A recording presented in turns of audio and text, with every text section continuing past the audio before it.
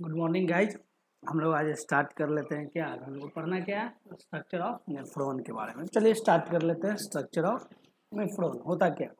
चलिए एक एक करके पढ़ते हैं स्ट्रक्चर ऑफ नेफ्रॉन के बारे में। स्ट्रक्चर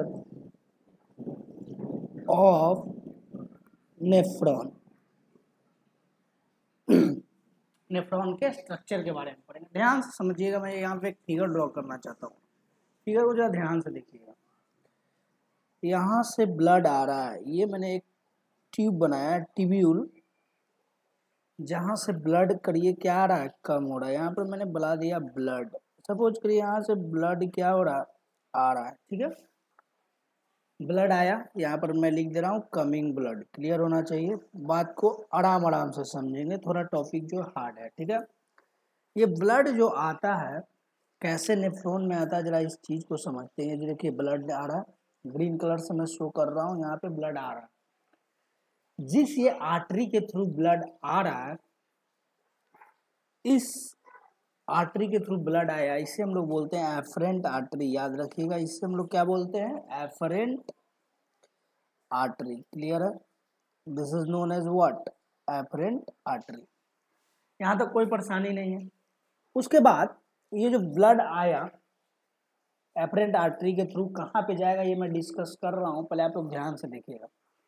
ये जो ब्लड आया, इस ब्लड में होंगे क्या क्या, जरा ध्यान देंगे कि आखिर इस ये ब्लड में होगा क्या क्या। तो इस ब्लड में बहुत सारे चीज होंगे, जैसे कि इसमें ग्लूकोज होंगे कि नहीं, हाँ बिल्कुल होंगे। ग्लूकोज के अलावा क्या होगा, तो इनमें एमिनो एसिड होंगे। एमिनो एसिड होंगे कि नहीं, हाँ होंगे। तो लिख दीजिए इनमें एमिनो एसिड होंगे। एमिनो एसिड के अलावा इसमें क्या होंगे, बहुत सारे चीज हो सकते हैं, जैसे आयंस होंगे। आयंस के बाद वाटर होंगे, वाटर के मॉलिक्यूल्स भी पाए जाएंगे, पाए जाएंगे कि नहीं। इनमें यूरिन भी होगा और इन्हीं में सॉल्ट भी पाया जाएगा, जिसे हम लोग NaCl बोलेंगे। ठीक है, इतना चीज ये हमारे ब्लड में आएगा और हमें फिल्टर करना है, जो मतलब कि जो चीज हमारे शरीर के लिए आवश्यक है उसे तो एब्जॉर्ब कर लिया जाएगा। बाकी जो एक्सक्रीट करना है, जो वेस्ट मटेरियल है, जो भी नाइट्रोजीनियस वेस्ट मटेरियल है, उसे हम लोग को क्या कर देना है, बाहर निकाल देना है। समझते हैं होगा क्या, ये जब ब्लड एफरेंट आर्टरी के थ्रू आता है, एक स्ट्रक्चर में, एक कप लाइक स्ट्रक्चर, देखिएगा एक कप लाइक स्ट्रक्चर बना हुआ रहता है, जिसे हम लोग बोमेंस कैप्सूल कहते हैं। क्या कहते हैं, बोमेंस कैप्सूल। समझिएगा, ये देखिए आपको एक कप लाइक स्ट्रक्चर दिख रहा है, ये पूरा इसी कप लाइक स्ट्रक्चर को हम लोग क्या कहते हैं, बोमेंस कैप्सूल। अब समझते हैं ध्यान से होता कैसे है ये देखिए, यहां से फिर एक आर्टरी निकल जाता है आगे की ओर। देखिएगा, समझते हैं होगा क्या। यहाँ से ब्लड आया, ब्लड आया कहाँ पे, बोमेंस कैप्सूल में। याद रखिएगा, क्वेश्चन एग्जाम में क्वेश्चन मैंने बहुत सारा सेट में देखा है, पूछा है कि Bowman's capsule is related to which organ. खट से आंसर मार देना है क्या, किडनी। इसका नाम क्या है, बोमेंस कैप्सूल। ठीक है, बोमेंस कैप्सूल में जब एफरेंट आर्टरी के थ्रू ब्लड आया, ब्लड आएगा कि नहीं, हाँ बिल्कुल आएगा। ठीक है, और यहाँ पर ये जो स्ट्रक्चर आप देख रहे हैं, ये स्ट्रक्चर ऐसे पूरे बोमेंस कैप्सूल में बना हुआ रहता है। इस स्ट्रक्चर को हम लोग बोलते हैं glomerulus filter. This is known at what, glomerulus, glomerulus filter. इसे हम लोग ग्लोमेरुलस फिल्टर कहते हैं। यहाँ तक किसी को कोई परेशानी होनी भी नहीं चाहिए, एक एक चीज को आराम आराम से समझेंगे। ठीक है, और यहीं से ग्लोमेरुलस फिल्टर के बाद यहाँ से एक आर्टरी निकला हुआ रहता है, यहाँ से एक आर्टरी निकलता है, और यहाँ से ब्लड छनने के बाद, सुनिएगा ध्यान से, ब्लड जो है छनना था वो छन गया। ये रहा हमारा ब्लड, ये हमारा कौन सा है, ब्लड है। ये छनने के बाद ये चला जाता है, इस आर्टरी को बोलते हैं efferent artery. This is known as what, efferent artery. इसे हम क्या बोलते हैं, एफरेंट आर्टरी। क्लियर है? अब ये जो भी चीज हुआ, यहाँ से हम लोग लिख सकते हैं कि एफरेंट आर्टरी के थ्रू हुआ क्या, तो एफरेंट आर्टरी से हुआ क्या, तो एक पॉइंट हम लोग देख सकते हैं कि ब्लड गोज आउट, यहाँ से ब्लड कहाँ चला गया, बाहर चला गया, यानी ब्लड गोज आउट मीन्स यहाँ से ब्लड का फिल्टरेशन हो गया, और ब्लड फिल्टर होने के बाद ये कहाँ पे चला गया, एफरेंट आर्टरी के थ्रू फिल्टर होकर के ये चला गया, ब्लड जो है प्यूरिफाई हो गया टोटली। अब बात आती है कि फिल्टर तो हो गया ब्लड, बाकी बहुत सारे सब्सटेंस जो है यहाँ पे आ जाते हैं, ठीक है। अब समझते हैं होता क्या है, ये सब्सटेंस एक ऐसे से देखिए एक स्ट्रक्चर मिलेगा आपको इस टाइप का, यू शेप का, कभी इन्वर्टेड कभी वर्टिकली, यू टाइप का आपको एक शेप मिलेगा यू। क्या समझते हैं ये यू टाइप का शेप होता क्या है, जरा मैं इस फिगर को पूरा कंप्लीट कर देता हूँ। आप लोग अगर पहले पढ़े होंगे कभी तब तो अच्छी बात है, नहीं पढ़े हैं तब तो हम लोग इसे डिटेल्स में बनाते हैं। ये आपको देख रहे हैं कुछ प्रोजेक्शन लाइक स्ट्रक्चर दिख रहा है, ऊपर नीचे। इस पूरे स्ट्रक्चर को हम लोग बेसिकली कहते हैं लूप ऑफ हेनले। तो याद रखिएगा कि कभी कभी क्वेश्चन पूछा भी जाता है कि लूप ऑफ हेनले किससे रिलेटेड है, तो याद रखिएगा loop of Henle is related to structure of neuron, या आप कह सकते हैं it is related to what, kidney. अगर ऑप्शन में न्यूरॉन ना रहे, नेफ्रॉन ना रहे, नेफ्रॉन अगर मैंने गलती से न्यूरॉन बोल दिया है तो गलत है, nephron, it is related to nephron. अगर नेफ्रॉन ना रहे तो हम लोग किडनी को टिक कर देंगे, ठीक है। इसे हम लोग क्या बोलते हैं, लूप ऑफ हेनले। एक साइंटिस्ट के नाम पे रखा गया था क्योंकि हेनले ने ही आविष्कार किया हुआ, डिस्कवर किया हेनले, इसे हम लोग बोलते हैं लूप ऑफ हेनले, ठीक है, क्लियर है। अब जब हम ध्यान दें लूप ऑफ हेनले में तो आपको बहुत चीज यहाँ पे गौर करने की चीज है, एक एक करके समझते हैं क्या क्या चीज यहाँ पे हम लोग गौर कर सकते हैं। जब मैं यहाँ से देखूं, आप यहाँ से लेकर के यहाँ तक के पोर्शन को देखिए ध्यान से, ये जो पोर्शन है, जब मैं यहाँ से यहाँ तक ए से बी पोर्शन को देखूं, ए से बी तक, तो ये पोर्शन डिसेंड कर रहा है, घट रहा है, अरे घट रहा है कि नहीं, अरे नीचे की ओर आ रहा है, अरे आ रहा है कि नहीं नीचे की ओर, बेसिकली ये नीचे की ओर आ रहा है कि नहीं, हाँ आ रहा है, ये घट रहा है। इसीलिए इस लिम्ब को हम लोग डिसेंडिंग लिम्ब कहते हैं, याद रखिएगा, this is known as what, descending limb. एक एक करके हम काम भी पढ़ेंगे कि होता क्या है, काम भी हम लिखवाएंगे, पहले हम लोग समझ लेते हैं बेसिकली फिगर, ठीक है। इसी को हम लोग क्या बोलते हैं, असेंडिंग डिसेंडिंग लिम्ब, क्लियर है। कोई परेशानी यहाँ तक होना भी नहीं चाहिए परेशानी, ठीक है। अब जरा ध्यान देंगे, अब बी से मैं यहाँ तक देखता हूँ सी तक, जरा बी से सी तक देखिएगा, यहाँ पर कुछ ऐसा लिम्ब नजर आ रहा है जो असेंड कर रहा है, अरे कर रहा है कि नहीं, इंक्रीज हो रहा है, इंक्रीज हो रहा है कि नहीं, इसे हम लोग बोलते हैं ascending limb, this is known as what, ascending limb, इसे हम लोग असेंडिंग लिम्ब बोलते हैं, क्लियर है। यहाँ तक कोई परेशानी नहीं। अब मैं इस फिगर को देखूं ध्यान से, जब मैं इस फिगर को, अगर आप लोग ध्यान से देखें इस फिगर को, तो आपको यहाँ पर यू एक उल्टा यू दिखेगा और एक सीधा यू लिखा हुआ दिखेगा।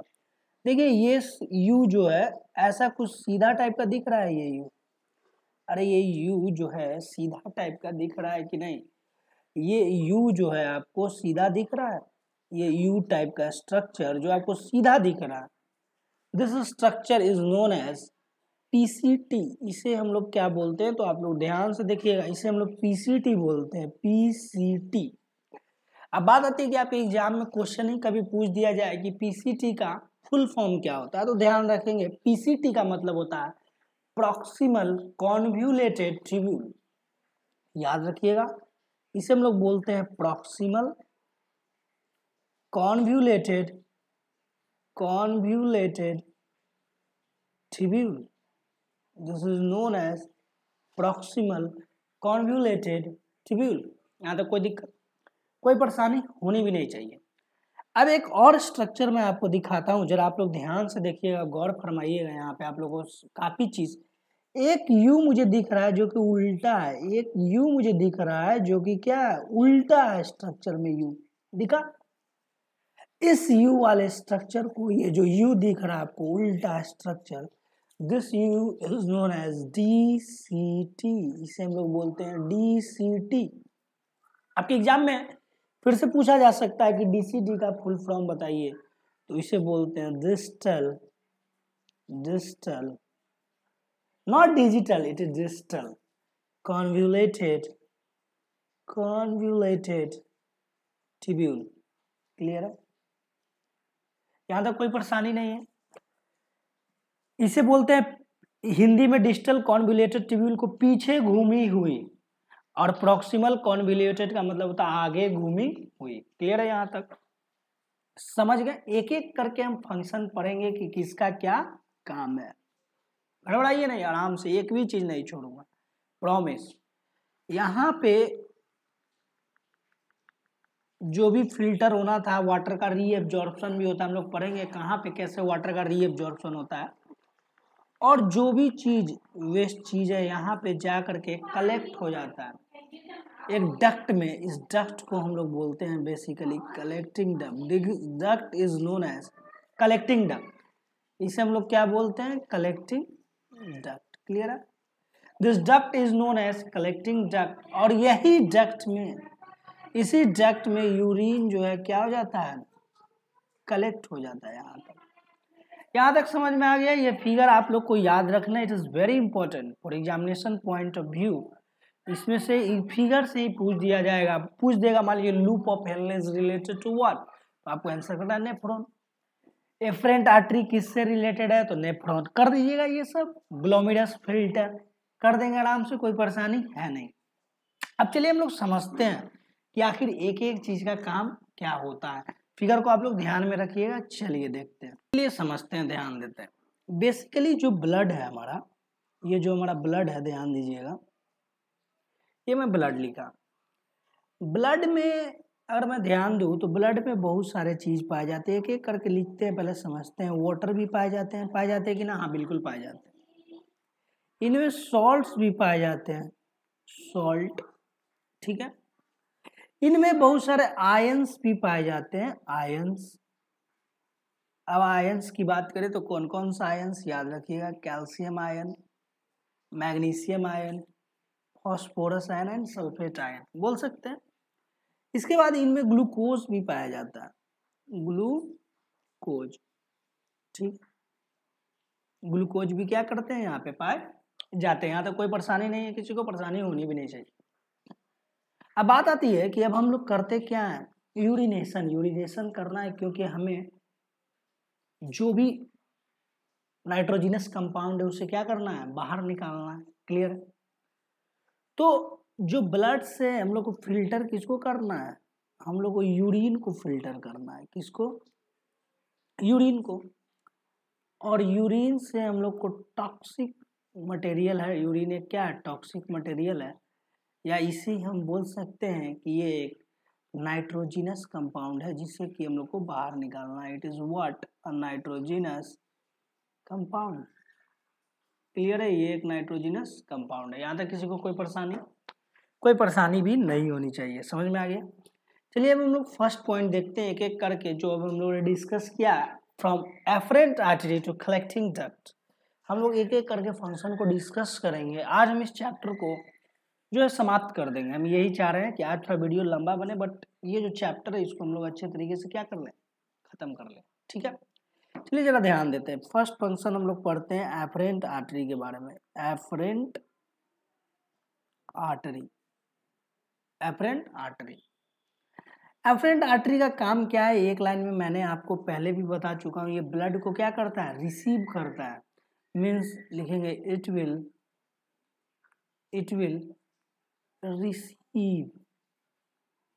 Receive the blood. ये ब्लड को क्या करेगा, रिसीव करेगा, कोई परेशानी नहीं है। और मैं पहले भी बता चुका हूं कि ये जो एफरेंट आर्टरी है इनमें क्या क्या होंगे, तो इनमें ग्लूकोज होंगे, जो ब्लड आएगा इनमें क्या क्या पाया जाएगा, एक बार फिर से मैं बता देता हूं। ग्लूकोज, NaCl, आयंस, आयंस के बाद आपको वाटर, वाटर के बाद एमिनो एसिड, ये सब सारे चीज पाए जाएंगे। ठीक है, अब बात आती है दूसरा आर्टरी, जिसके बारे में भी आप लोग को मैंने पढ़ा चुका हूं, बस मैं यहाँ पे लिख दे रहा हूँ स्टेप बाय, एफरेंट आर्टरी। अब बात आती है कि एफरेंट आर्टरी की क्या काम है, जरा ध्यान से देखेंगे एफरेंट आर्टरी का काम क्या है। ये ब्लड को ट्रांसफर करता है, जो ब्लड प्यूरिफाई हो गया, सपोज कि जिससे हम लोगों ने नाइट्रोजनस वेस्टेज हम लोगों ने निकाल लिया, वो ब्लड को तो बाकी ऑर्गन्स के पास जाना है कि नहीं, यहाँ बिल्कुल डेफिनेटली जाना है, तभी तो ऑक्सीजन का कैरी होगा, ग्लूकोज का ब्रेकडाउन होगा, तभी तो एनर्जी मिलेगा और ऑर्गन क्या करेंगे, अच्छे से फंक्शन करेंगे। अरे बात समझ में आई। अब बात आती है कि एफरेंट आर्टरी जो है ये करता क्या है, तो ध्यान देंगे ये करता कुछ नहीं है, ब्लड को ट्रांसफर कर देता है कहाँ पे, डिफरेंट बॉडी पार्ट्स तक। तो एक लाइन में हम लोग लिखेंगे, ये ब्लड को हिंदी में ही लिख देता हूँ, कोई दिक्कत नहीं है, ब्लड को ट्रांसफर कर देता है, ट्रांसफर, ब्लड को ट्रांसफर करता है कहाँ पे, तो याद रखिएगा ये ब्लड को ट्रांसफर करता है बॉडी पार्ट्स के पास, तो लिख देता हूं मैं बॉडी पार्ट्स। क्लियर है, यहां तक किसी को कोई परेशानी नहीं होनी चाहिए, मैं समझ रहा हूं। चलिए अब एक स्टेप और आगे बढ़ते हैं और थर्ड पढ़ते हैं, थर्ड जिसका नाम है ग्लोमेरुलस फिल्टर, ग्लोमेरुलस फिल्टर,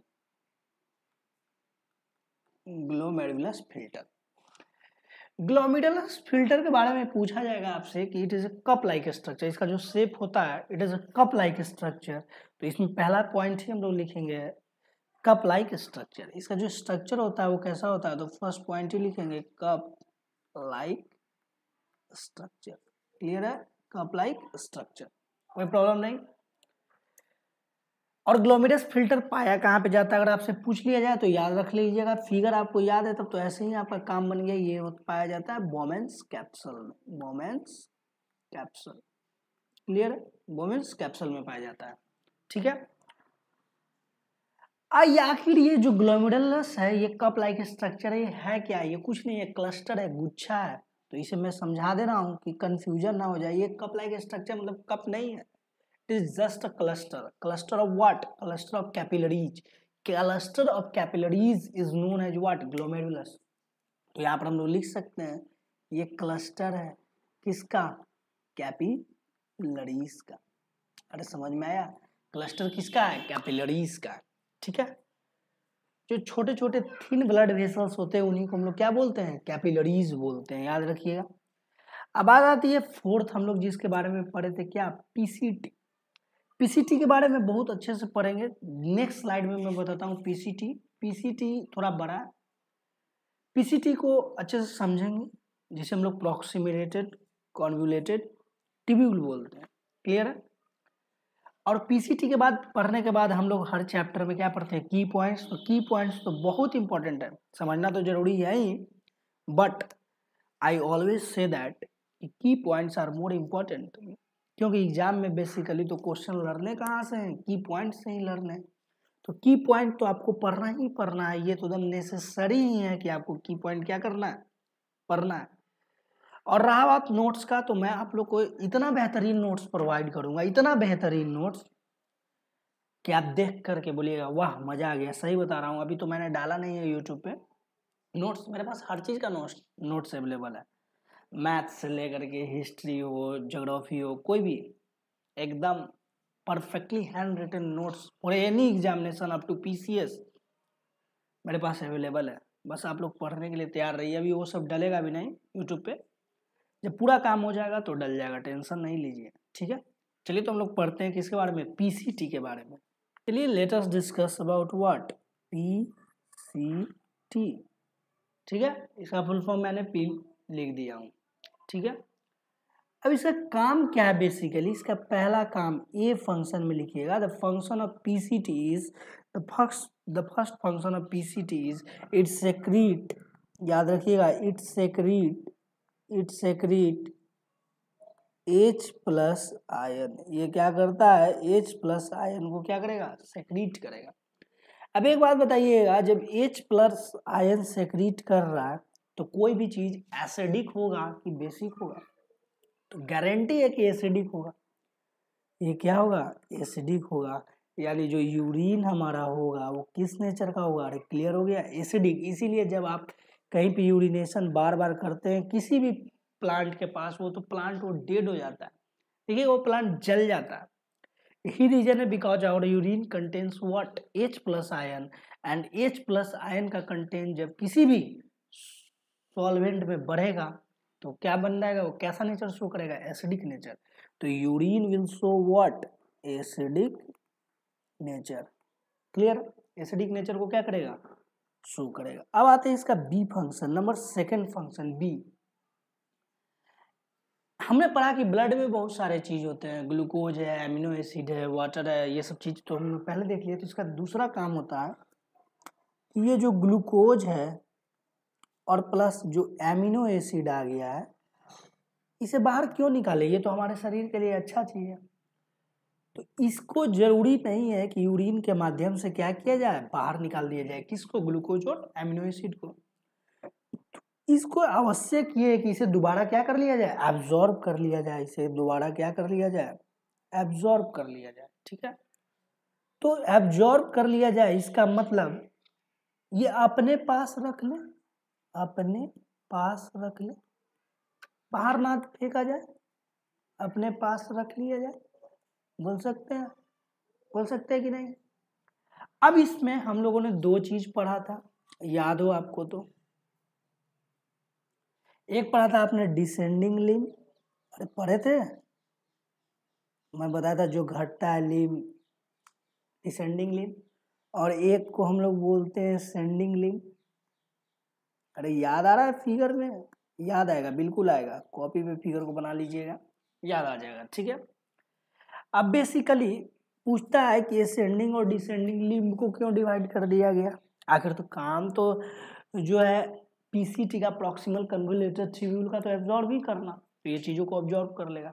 लेकिन फिर इसमें भी हम लोगों ने दो भाग में डिवाइड कर दिया, ग्लूकोज और एमिनो एसिड को तो एब्जॉर्ब किया, H प्लस आयन भी ये सिक्रीट कर दिया, जिससे यूरिन जो है क्या हो गया, एसिडिक इन नेचर हो गया।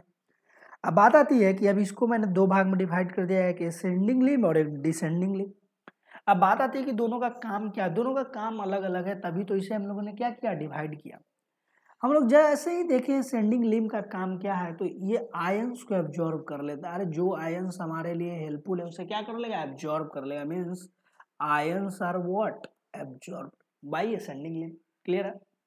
अब बात आती है कि डिसेंडिंग लिम्ब क्या करेगा, तो ये नमक को जो रहता है ना, सॉल्ट, याद रखिएगा, ये बहुत इंपॉर्टेंट पॉइंट है। ये क्या करता है, सॉल्ट, जो नमक है सॉल्ट, और जो वाटर है वाटर, सॉल्ट और वाटर को रीएब्जॉर्ब कर लेता है। Means reabsorption take place. Means descending का काम क्या है, डिसेंडिंग लिम्ब का, ये सॉल्ट और वाटर को क्या करेगा, रीएब्जॉर्प्शन कर लेगा। तो क्लियर है। ऐसा थोड़ा ना है कि सब पानी को ही बाहर निकाल दें, सब पानी को ही बाहर निकाल देंगे तब तो हमेशा हम डिहाइड्रेट होते रहेंगे, नहीं, ऐसा नहीं होता। कम से कम अमाउंट हमारा बॉडी चाहता है कि वाटर को क्या करें, बाहर रिलीज कर दे, इसलिए दोबारा इसका रीएब्जॉर्प्शन होता है। क्लियर है यहाँ तक, अरे समझ में आ गया। किसी को कोई परेशानी यहाँ तक नहीं, परेशानी यहाँ तक नहीं होनी चाहिए। चलिए अब चलिए एक चीज और देखते हैं हम लोग, क्या देखते हैं, जरा ध्यान से देखिए। हम लोग जानते हैं कि हमारा यूरिन जो है, और यूरिन इज व्हाट, टॉक्सिक। ये टॉक्सिक सब्सटेंस है, इसे हम लोग को क्या करना है, बाहर निकालना है। यही काम डीसीटी का भी होता है। ठीक है, the same function of DCT का भी है। ठीक है, अरे कोई परेशानी है किसी को, कोई परेशानी होनी भी नहीं चाहिए। चलिए अब ध्यान देते हैं, यूरिन जो है हमारा टॉक्सिक है। ठीक है, अरे समझ में आया, यहाँ तो कोई दिक्कत है, कोई दिक्कत होना नहीं चाहिए। अब जो इस टॉक्सिक को बाहर निकालना ही है। अब जैसे कि हम बात करें, थोड़ा ध्यान से समझते हैं, मैंने टर्म बोला था क्रिएटिनिन, आज उसे भी यहीं पे समझ लेते हैं। अगर मैं बात करूं तो कंपोनेंट्स ऑफ यूरिन भी होता है, अरे होते हैं कि नहीं components of urine. Components of urine में देखें तो दो प्रकार के कंपोनेंट्स पाए जाते हैं। एक हो गए आपके नेचुरल कंपोनेंट और एक आता है हमारा एबनॉर्मल कंपोनेंट। याद रखिएगा, natural component and abnormal component. Clear है? Natural component and abnormal component. ठीक है, यहां तक किसी को परेशानी? कोई परेशानी नहीं है। चलिए, नेचुरल कंपोनेंट में कहता है कि आपका यूरिन जो हो रहा है, जो आपका यूरिन है, यूरिन जो बाहर निकाला, उसे आप टेस्टिंग करवाने के लिए कोई प्रॉब्लम लगता है तो आप यूरिन का क्या करवाते हैं? टेस्ट करवाते हैं। तो जो नेचुरल यूरिन है उनमें सुनिएगा ध्यान से, उनमें 95% होना चाहिए क्या? वाटर। क्लियर है? 2.6% होना चाहिए क्या? यूरिया। यूरिया बनेगा कैसे? लीवर से ब्लड में और ब्लड के थ्रू किडनी में चला जाता है। यूरिया का निर्माण हमारे लीवर में होता है, पता ही है। 0.4% होना चाहिए यूरिक एसिड। क्लियर है? 2% होना चाहिए सोडियम, पोटासियम एंड क्रिएटिनिन। यही तो मैं बात बताया, क्रिएटिनिन। अब फिर से सर बात आ गई, क्रिएटिनिन क्या होता है? समझाऊंगा, डोंट वरी। ये क्रिएटिनिन क्या है इसे भी हम लोग समझेंगे। ठीक है, क्रिएटिनिन क्या है मैं इसे समझा दूंगा। पहले हम लोग एबनॉर्मल कंपोनेंट के बारे में पढ़ लें। एबनॉर्मल कंपोनेंट होता क्या? जैसे कि हम बात करें एबनॉर्मल कंपोनेंट्स के बारे में, तो एबनॉर्मल कंपोनेंट करता क्या है? एबनॉर्मल कंपोनेंट ये इंडिकेट करता है इंडिकेशन ऑफ डिजीज। तो एक लाइन में हम बोल सकते हैं कोई भी चीज़ जब एबनॉर्मल हो जाए तो ये करेगा इंडिकेशन ऑफ व्हाट? डिजीज। ये इंडिकेट करेगा किसको? डिजीज को। क्लियर है? अब जैसे कि सपोज करिए कैसे ये करेगा, इसे हम लोग समझते हैं एक एग्जांपल से। अगर ग्लूकोज का अमाउंट में कुछ चेंजिंग आना, ग्लूकोज निकलने लगा या कुछ भी होने लगा, ये आपको रिप्रेजेंट करेगा किसको? ब्लड शुगर को। किसको रिप्रेजेंट करेगा? ब्लड शुगर को।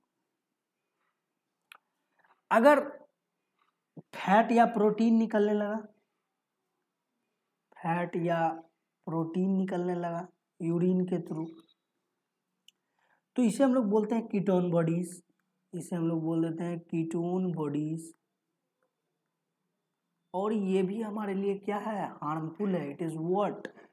हार्मफुल। और आपको दिखाना कहाँ पड़ेगा?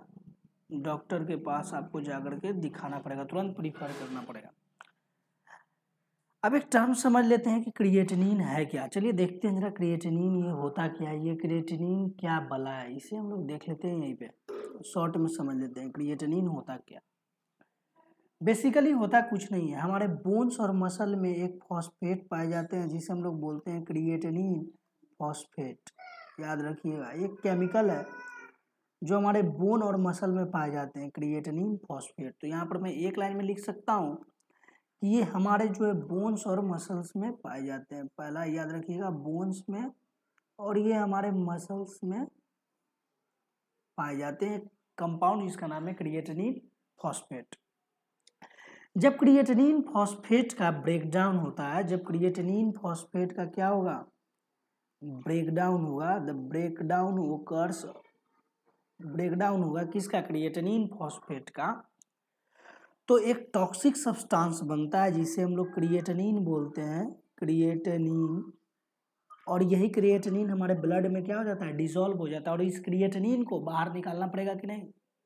और ये भी जो होता है नाइट्रोजिनस कंपाउंड होता है, तो इसे हमें यूरिन के माध्यम से बाहर निकालना पड़ेगा कि नहीं? हाँ, बिल्कुल निकालना पड़ेगा।